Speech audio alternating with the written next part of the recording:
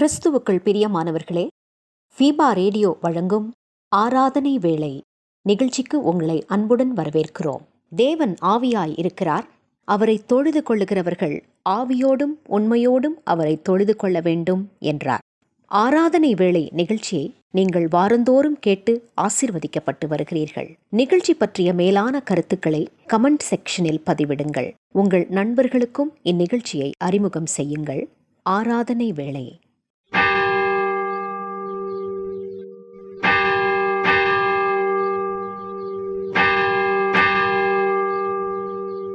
ஆராதனை வேளை.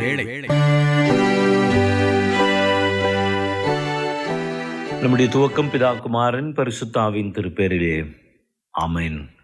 கிறிஸ்துவுக்குள் பிரியமானவர்களே, ஃபீபா ரேடியோ தயாரித்து ஒளிபரப்பும் ஆராதனை வேளை நிகழ்ச்சிக்கு நேர்களாகி உங்களை அன்போடு கூட வாழ்த்தி வரவேற்கின்றேன். கர்த்ததாமே நம்மையும் இந்த ஓய்வு நாள் ஆராதனை வேளையும் அளவில்லாமல் ஆசீர்வதிப்பாராக. ஆண்டவரை நோக்கி நாம் மன்றாடுவோம். இரக்கங்களின் பிதாவெல்ல ஆசீர்வாதங்களுக்கு முற்றே இந்த அவனையான காலை வேளைக்காக நன்றி செலுத்துகின்றோம். இன்னும் ஒரு ஓய்வு நாளை காணும்படியாகவும் இந்த ஆராதனை வேளை நிகழ்விலே இணைந்து உம்முடைய நாமத்தை மிகுமைப்படுத்தும்படியாக அருள் தந்திரதற்காக நன்றிகளை சொல்லுகின்றோம்.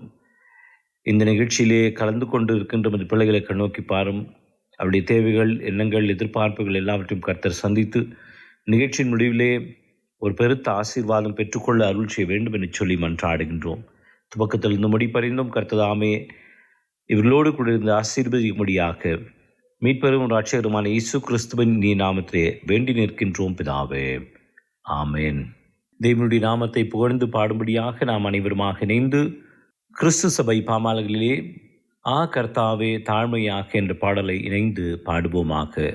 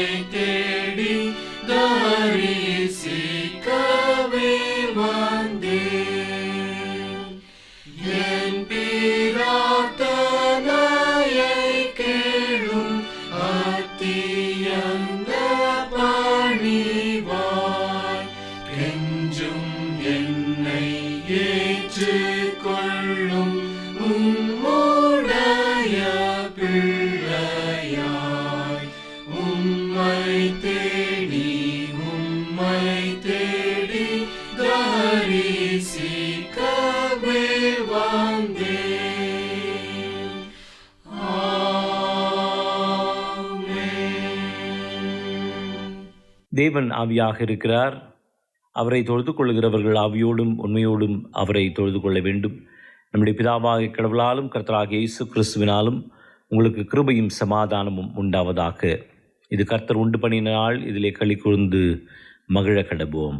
சற்று நேரம் அமைதியாக இருந்து நம்மையும் நம்முடைய பாவங்களையும் தேவனுடைய சமூகத்திலே நாம் அறிக்கை செய்வோம். நமக்கு பாவம் இல்லை என்போமானால் நம்மை நாமே வஞ்சிக்கிறலாவோம், சத்தியம் நமக்குள் இராது. பாவங்களை அறிக்கையிட்டால் பாவங்களை மன்னித்து எல்லாவித அநியாயத்தையும் நீக்கி நம்மை சுத்திகரிப்பதற்கு அவர் நம்பத்தக்கவரும் நீதியும் உள்ளவர். நான் எழுந்து என் தகப்படத்திற்கு போய், தகப்பனே, புறத்திற்கு விரோதமாயும் அது பார்வையிலும் பாவம் செய்தேன். இனி உடைய மகன் என்று சொல்லப்படுவதற்கு நான் பாத்திரன் அல்ல, வேலைக்காரர்கள் ஒருவனாக வைத்துக் கொள்ளும் என்பேன். தேவனுடைய ராஜ்யம் சமீபமாக இருக்கின்றது. மனம் திரும்பி நற்செய்தியில் நம்பிக்கை வையுங்கள். பாவத்தை அறிக்கை செய்த நாம் பாவ மன்னிப்பு நிச்சயத்தையும் விசுவாசத்தோடு கூட நாம் பெற்றுக்கொள்வோம். சர்வ வல்லமையும் மிகுந்த இரக்கமுள்ள ஆண்டவர் மன்னிப்பையும் பாவ நிவர்த்தியும் நமக்கு கட்டளையிட்டருளி வாழ்க்கை சீர்படுத்துவதற்கான காலத்தையும் தமது பரிசுத்தாவின் கிருபையும் தேற்றலையும் தந்தருள்வாராக. ஆமேன். ஆண்டவரை துதியுங்கள், ஆண்டவர் நாமம் துதிக்கப்படுவதாக. இந்த நாளுக்குரிய வேத பகுதியை நாம் வாசிக்க கேட்போம். சங்கீதம் 13:1-6 முடிய. இன்றைய நாளுக்கென்று வாசிக்கும்படியாக தெரிந்து கொள்ளப்பட்ட வேத பாடம் சங்கீதங்களின் புஸ்தகம் 13ஆம் அதிகாரம் வசனங்கள் 1 முதல் 6 வரை. சங்கீதம் 13 வசனங்கள் 1 முதல் 6 வரை. கர்த்தாவே, எதுவரைக்கும் என்னை மறந்திருப்பீர்? எதுவரைக்கும் உம்முடைய முகத்தை எனக்கு மறைப்பீர்? என் இருதயத்திலே சஞ்சலத்தை நித்தம் நித்தம் வைத்து எதுவரைக்கும் என் ஆத்மாவிலே ஆலோசனை பண்ணி கொண்டிருப்பேன்? எதுவரைக்கும் என் சத்துரு என் மேல் தன்னை உயர்த்துவான்? என் தேவனாகிய கர்த்தாவே, நீர் நோக்கி பார்த்து எனக்கு செவி கொடுத்தருளும். நான் மரண நித்திரை அடையாதபடிக்கு என் கண்களை தெளிவாக்கும். அவனை மேற்கொண்டேன் என்று என் பகைஞன் சொல்லாதபடிக்கும், நான் தள்ளாடுகிறதுனால் என் சத்துருக்கள் களி கூறாதபடிக்கும் இப்படி செய்தருளும். நான் உம்முடைய கிருபையின் மேல் நம்பிக்கையாயிருக்கிறேன். உம்முடைய இரட்சிப்பினால் என் இருதயம் களி கூறும். கர்த்தர் எனக்கு நன்மை செய்தபடியால் அவரை பாடுவேன் என்பது வாசிக்கும்படியாக தெரிந்து கொள்ளப்பட்ட வேத பாடம் வாசித்து முடிந்தாயிற்று. தேவனுடைய நாமத்தை புகழ்ந்து பாடுவனுமாக ஞான கீர்த்தனைகளிலே கண்களை ஏறெடுப்பேன், மாமேறு நேராய் என் கண்களை ஏறெடுப்பேன் என்று பாடலை நாம் இணைந்து பாடி ஆண்டவருடைய நாமத்தை மகிமைப்படுத்துவோம்.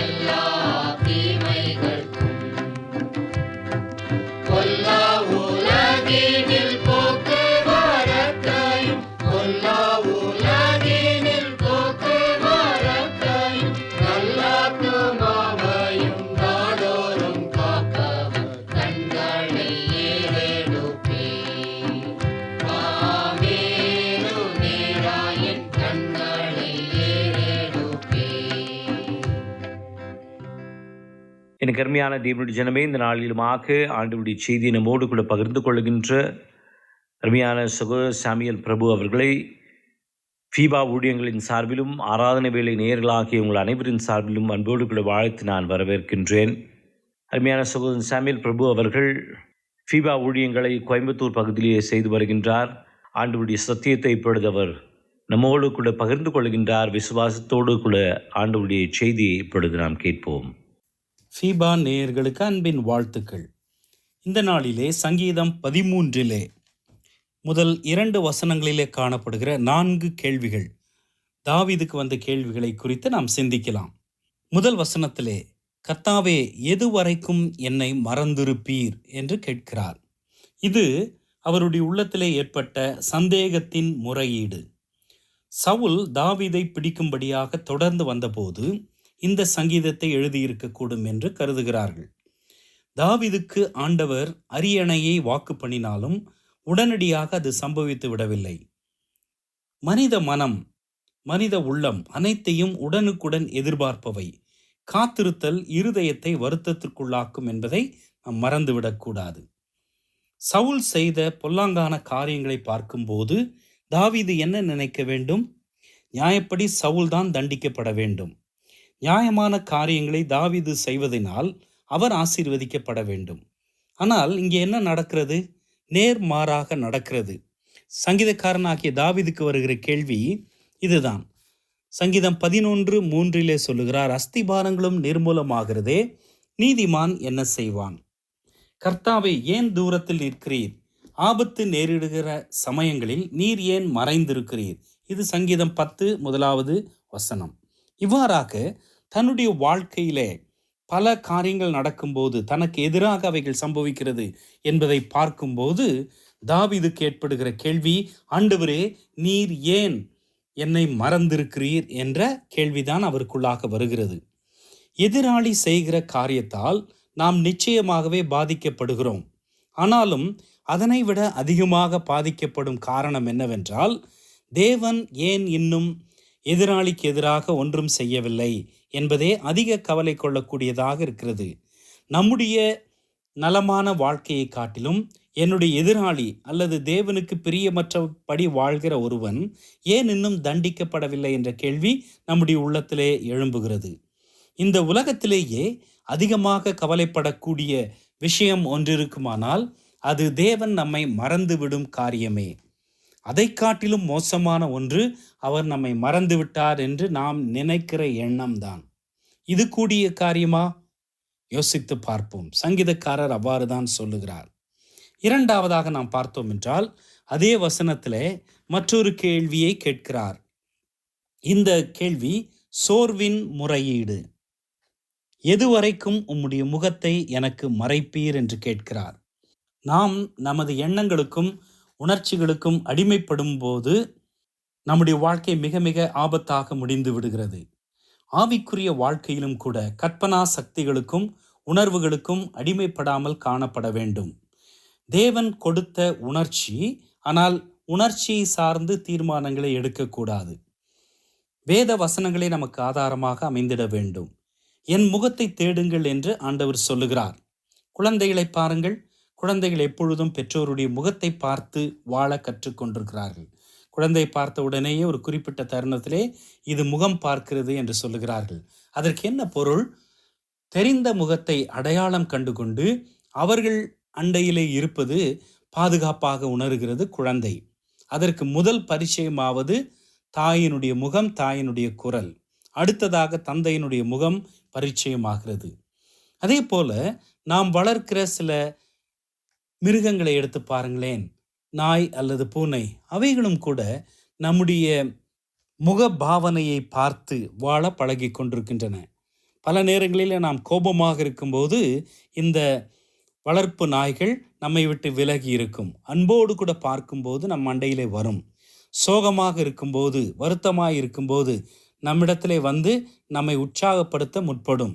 இதை நேரடியாக அனுபவித்து பார்க்கலாம். எரேமியா தீர்க்கதரிசன புஸ்தகம் 17வது அதிகாரம் 9வது வசனம். எல்லாவற்றை பார்க்கிலும் இருதயமே திருக்குள்ளதும் மகா கேடுள்ளதுமாயிருக்கிறது, அதை அறியத்தக்கவன் யார் என்று அவர் கேட்கிறார். நம்முடைய உள்ளத்திலே நாம் என்ன நினைக்கிறோமோ அது நம்முடைய உணர்ச்சிகளின் அடிப்படையிலே அமைந்து விட்டால் அது ஆபத்தான ஒரு காரியம். நாம் தரிசித்து நடக்க அல்ல, விசுவாசித்து நடக்க அழைக்கப்பட்டிருக்கிறோம். தேவன் தன்னுடைய முகத்தை மறைத்து விட்டாரோ என்று நமக்கு கேள்வி எழும்புகிறது. நமது கவலைகள், போராட்டங்கள், பிரச்சனைகள், சவால்கள் இவைகள் எல்லாவற்றையுமே இவ்வுலகத்திற்குரியதாக இருந்தாலும் அதன் மத்தியிலே தேவனது முகம் இந்த பிரச்சனைகளினால் மறைக்கப்பட்டிருக்குமே ஒழிய அவர் தம்முடைய முகத்தை மறைத்து கொள்ளுவதில்லை. நாம் நம்முடைய பாவங்கள், நம்முடைய கவலைகள், நம்முடைய பிரச்சனைகளினாலே அவருக்கும் நமக்கும் இடையிலே ஒரு தடையை உருவாக்கி கொள்ளுகிறோம். மூன்றாவது கேள்வியை நாம் பார்ப்போமா? எதுவரைக்கும் என் ஆத்துமாவிலே ஆலோசனை பண்ணி கொண்டிருப்பேன் என்று 2வது வசனத்திலே அவர் கேட்கிறார். எதுவரைக்கும் என்னை மறந்திருப்பீர் என்றும் எதுவரைக்கும் உம்முடைய முகத்தை எனக்கு மறைப்பீர் என்றும் கேட்ட தாவீது இப்பொழுது எதிர்மறையான சிந்தனைகள் கொண்டவராக, ஆண்டவரே நான் சஞ்சலப்படுகிறேன், ஏனென்றால் எதுவரைக்கும் எனக்கு சஞ்சலத்தை கொடுப்பீர், எதுவரைக்கும் நான் ஆலோசனை பண்ணி கொண்டிருப்பேன் என்று கேட்கிறார். இவைகள் எதிர்மறையான சிந்தனையின் வெளிப்பாடுகள். நமது யோசனைகள், ஆலோசனைகள் மிக மிக இன்றியமையாதவை. நாம் எவ்வாறு யோசிக்கிறோமோ அல்லது எவ்வாறு எண்ணுகிறோமோ அவ்வாறே மாறிவிடுகிறோம். எனவே நம்முடைய சிந்தனை வாழ்க்கையிலே தேவனது வசனங்கள் நிரம்ப பெற்றவர்களாய் விசுவாசத்தோடு வாழ முற்படும் போது ஆவிக்குரிய வாழ்க்கையிலே தேவன் என்னை புறக்கணித்து விட்டார் என்கிற சஞ்சலமான ஒரு எண்ணம், என் ஆத்துமாவிலே நான் ஏன் இப்பேற்பட்ட சஞ்சலத்தை வைத்து ஆலோசனை பண்ணி கொண்டிருப்பேன், எதுவரைக்கும் ஆண்டவரே என்ற கேள்வி எழும்பிக் கொண்டேதான் இருக்கும். 4வதாக, எதுவரைக்கும் என் சத்துரு என் மேல் தன்னை உயர்த்துவான் என்று கேட்கிறார். எதுவரைக்கும் ஆண்டவரே? சாதகமற்ற சூழ்நிலையின் நிமித்தமாக ஏற்படுகிற முறையீடு. இப்பொழுது அவர் எதிர்பார்ப்பது என்ன? என் சத்துரு எனக்கு விரோதமாக எழும்பிவிட்டான் என்பதுதான் அவருடைய அங்கலாய்ப்பு. எதிராளிகள் வெற்றிகரமாக வாழ்கின்றனர். பணம், பதவி, புகழ், அங்கீகாரம், ஆரோக்கியம், ஆவிக்குரிய நன்மைகள், சரீர நன்மைகள் என்ன பட்டியல் நீண்டு கொண்டே செல்கின்றது. இன்றைக்கு எதை குறித்து வெட்கப்பட வேண்டுமோ அதை குறித்து வெட்கப்படாதபடிக்கு அசுத்தமான காரியங்களை செய்வதன் மூலமாய் வருகிற நன்மைகளின் நிமித்தம் பெருமைப்பட்டு கொள்ளக்கூடிய மக்கள் எழும்பிவிட்டார்கள். ஆண்டவரை ஏற்றுக்கொண்டதனால் எனக்கு என்ன கிடைத்தது? ஒன்றுமே கிடைக்கவில்லையே. மற்றவர்களுக்கு ஐஸ்வர்யம் உண்டு, வசதி உண்டு, பதவி உண்டு, ஆனால் எனக்கோ ஒன்றுமில்லையே என்று ஏங்குகிற ஒரு கூட்டத்திற்கு தான் சத்துருவானவன் செழிப்பின் உபதேசத்தை கொண்டு வருகிறான். என்ன அந்த செழிப்பின் உபதேசம்? நான் ஆண்டவரை நம்பினால் செழிப்பாக இருக்க வேண்டும், எல்லாம் நன்மையாக நடைபெற வேண்டும் என்று எதிர்பார்க்கிறோம். ஒரு தேவ பக்தன் இவ்வாறு கூறுகிறார், தேவ பக்தி அற்றவர்கள் எல்லாவற்றையும் பெற்றிருக்க கூடும் தேவனை தவிர, ஆனால் தேவ பக்தி உள்ளவர்களுக்கு தேவனுக்குள்ளேயே சகலமும் இருக்கிறது என்பதை புரிந்து கொள்ள வேண்டும்.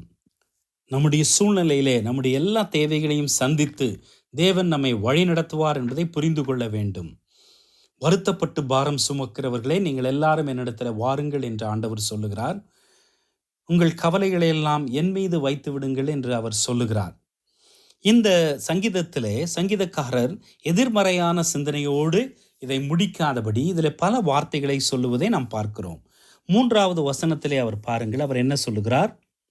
என் தேவனாகிய கர்த்தாவே, நீர் நோக்கி பார்த்து என்று சொல்லுகிறார். ஆண்டவரே, நீர் என்னை பார்த்து, ஆண்டவரே நீர் உம்முடைய முகத்தை மறைக்கவில்லை, நீர் என்னை பார்க்க வேண்டும் என்று வேண்டிக் கொள்ளுகிறார்.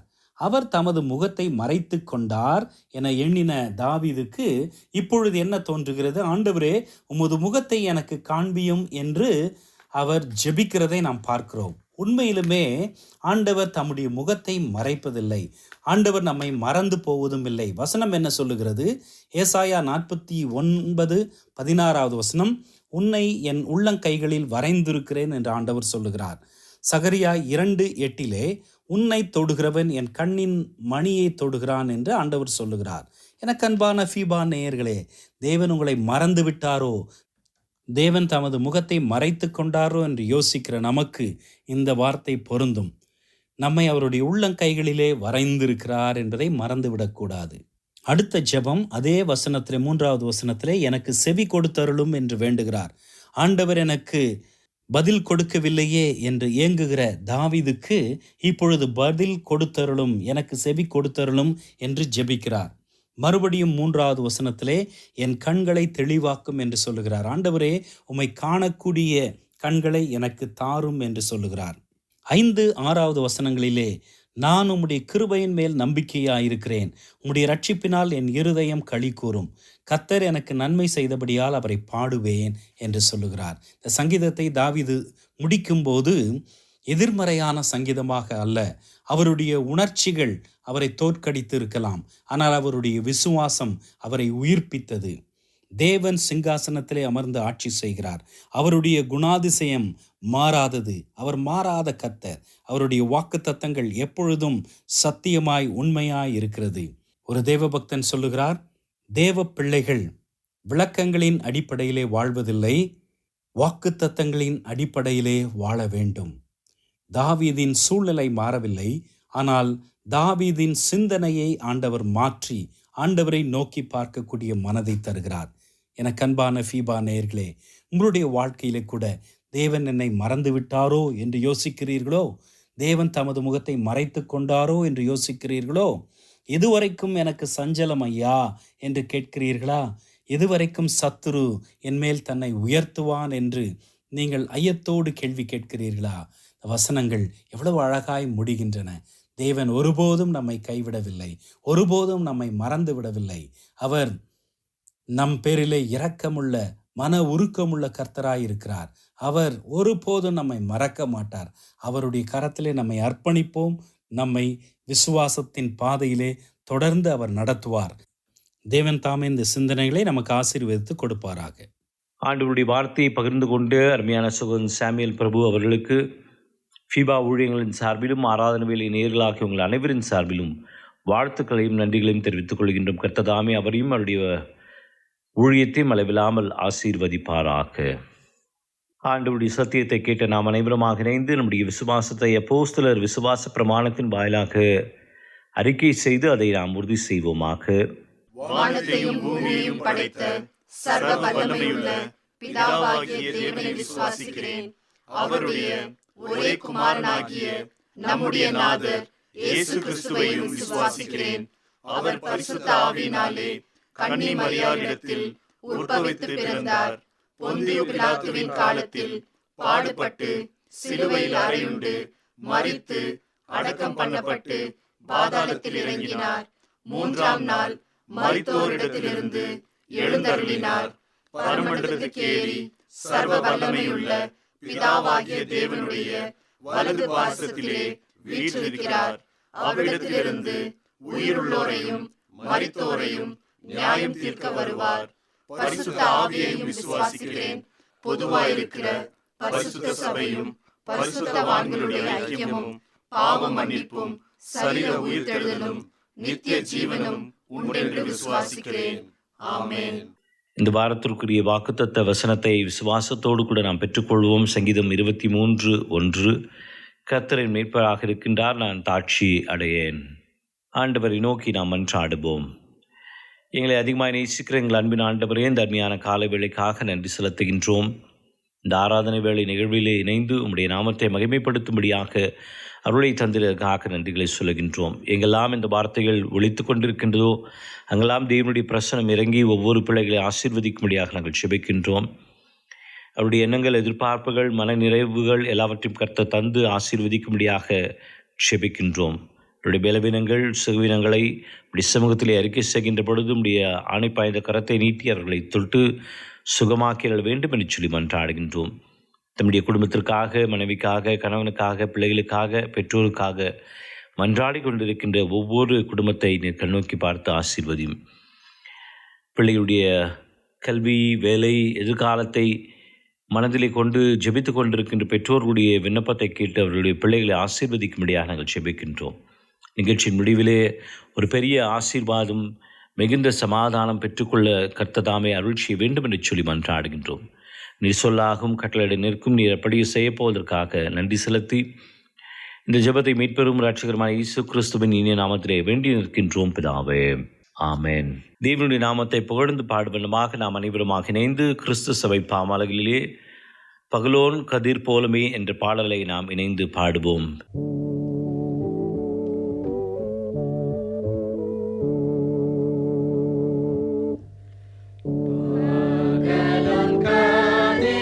போல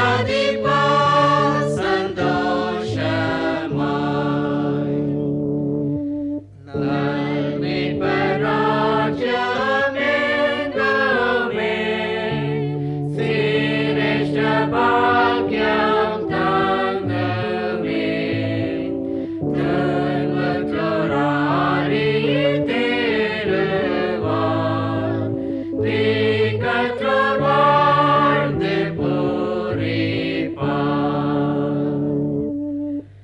உலக மாந்தர் யாவரும் வானோரின் சேனை திரளும் சாஷ்டாங்கம் செய்து போற்றுவார் நீர் வாழ்கிறாயரே என்பார். ஆண்டவர் கற்பித்து தந்த கர்த்தருடைய ஜெபத்தை நாம் ஒன்றாக ஏறெடுப்போம். ஆண்டவர் நமக்கு சொல்லித் தந்த கர்த்தருடைய ஜெபத்தை நாம் ஒன்றாக ஏறெடுப்போம். பரமண்டலங்களில் இருக்கிற எங்கள் பிதாவே, உம்முடைய நாமம் பரிசுத்தப்படுவதாக, உம்முடைய ராஜ்யம் வருவதாக, உம்முடைய சித்தம் பரமண்டலங்களில் செய்யப்படுகிறது போல பூமியிலேயும் செய்யப்படுவதாக. அன்றன்றுள்ள அப்பத்தை இன்று தாரும். எங்களுக்கு விரோதமாய் குற்றம் செய்கிறவர்களுக்கு நாங்கள் மன்னிக்கிறது போல எங்கள் குற்றங்களை எங்களுக்கு மன்னியும். எங்களை சோதனைக்குள் பிரவேசிக்க பண்ணாமல் தீமையிலிருந்து எங்களை ரட்சித்துக் கொள்ளும். ராஜ்யமும் வல்லமையும் மகிமையும் என்றென்றைக்கும் உம்முடையவைகளே. ஆமென். ஆண்டவரின் ஆசீர்வாதத்தை விசுவாசத்தோடு கூட நாம் பெற்றுக்கொள்வோம். துரியகிராம் தந்தை மைனன் தூயாமின் அன்பு கிருபை சமாதானம் ஆசீர்வாதமாய் நடத்துதல் நம்மோடும் கேட்ட சத்தியத்தோடும் நம்முடைய குடும்பத்தோடும் இன்றும் என்றும் சதா காலங்களிலும் தங்கி நிலைத்திருப்பதாக. ஆமென்.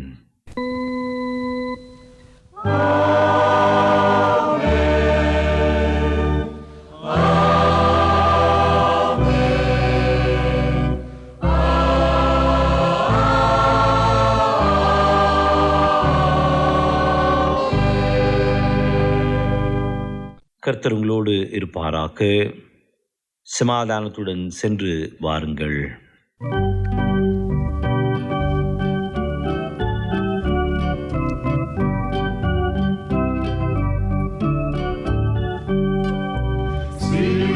சுநாதனுக்கு ஜெயமங்களம், ஆதிதிரியேகநாதனுக்கு சுபமங்களம்.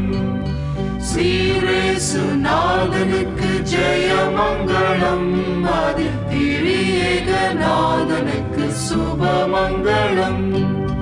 பாரேரு நீதனுக்கு பரம பொற்பாதனுக்கு, பாரேரு நீதனுக்கு பரம பொற்பாதனுக்கு, நேரேறு போதனுக்கு நித்திய சங்கீதனுக்கு, நேரேறு போதனுக்கு நித்திய சங்கீதனுக்கு, ஸ்ரீரேசுநாதனுக்கு ஜெயமங்களம், ஆதிதிரியேகநாதனுக்கு சுபமங்களம்.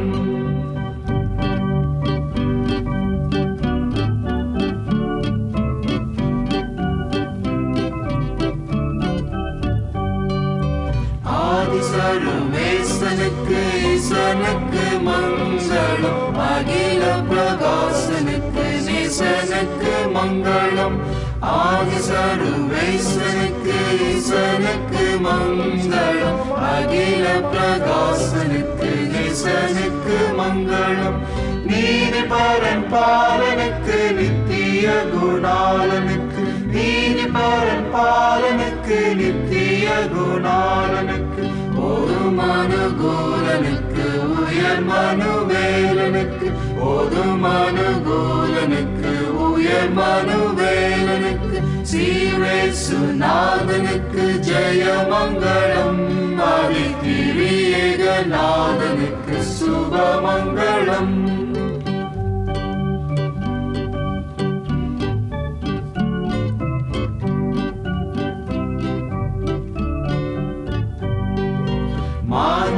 மானாபிமானனுக்கு வானனுக்கு மங்களம், வளர்கலை ஞானனுக்கு ஞானனுக்கு மங்களம். மானாபிமானனுக்கு வானனுக்கு மங்களம், வளர்கலை ஞானனுக்கு ஞானனுக்கு மங்களம். காணாமல் தேயனுக்கு கன்னிமாரி சேயனுக்கு, காணாமல் தேயனுக்கு கன்னிமாரி மோசேயனுக்கு கோனார் சகாயனுக்கு குரு பெத்தலேயனுக்கு கோனார் சகாயனுக்கு குரு பெத்தலேயனுக்கு ஸ்ரீரேசுநாதனுக்கு ஜெயமங்களம் ஆதி திரியேகநாதனுக்கு சுபமங்களம் ஸ்ரீரேசுநாதனுக்கு ஜெயமங்களம் ஆதி திரியேகநாதனுக்கு சுபமங்களம். மீண்டும் நினைவுபடுத்துகிறோம் நேர்களே, நீங்கள் ஃபீபா ரேடியோவின் நிகழ்ச்சிகள் பற்றிய தகவல்களை அறிந்து கொள்ள விரும்பினால் டிஸ்கிரிப்ஷன் பாக்ஸில் கொடுக்கப்பட்டுள்ள லிங்கை கிளிக் செய்யுங்கள். மேலும் நீங்கள் எங்களோடு தொடர்பு கொள்ள விரும்பினால் டிஸ்கிரிப்ஷன் பாக்ஸில் கொடுக்கப்பட்டுள்ள அலைபேசி மற்றும் தொலைபேசி எண்களை தொடர்பு கொள்ளலாம். வாழ்த்துக்கள் கூறி விடைபெற்றுக் கொள்கிறோம். வணக்கம் நேர்களே.